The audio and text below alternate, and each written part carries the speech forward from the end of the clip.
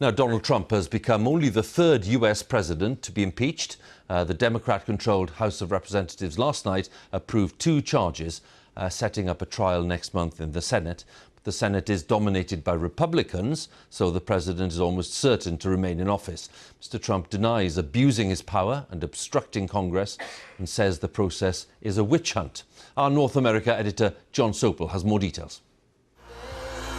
On an historic night, Donald Trump chose to be nowhere near Washington. He's 600 miles north in Battle Creek and never more ready to do battle.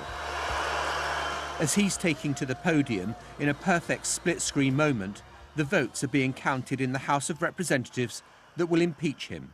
Article 1 is adopted. But look at that death stare the Democratic Speaker gives her own members as they started to cheer.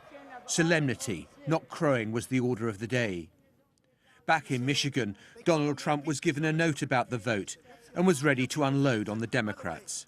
This lawless partisan impeachment is a political suicide march for the Democrat Party. Have you seen my polls in the last 4 weeks?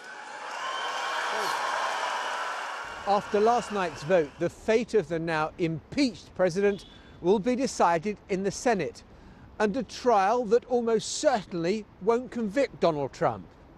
But when it begins, how many witnesses are called, who, and how long the trial lasts is still hotly contested. And there was a taste of the battles that lie ahead in the Senate earlier today.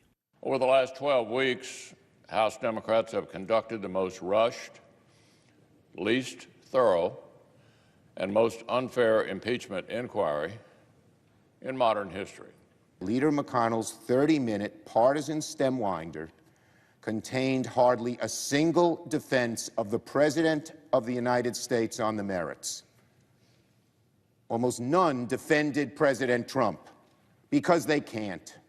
This afternoon in the Oval Office, a consolation prize, a Democratic congressman who's switching sides. Donald Trump, though, still angry. Well, I don't feel like I'm being impeached because it's a hoax, it's a setup, it's a horrible thing they did.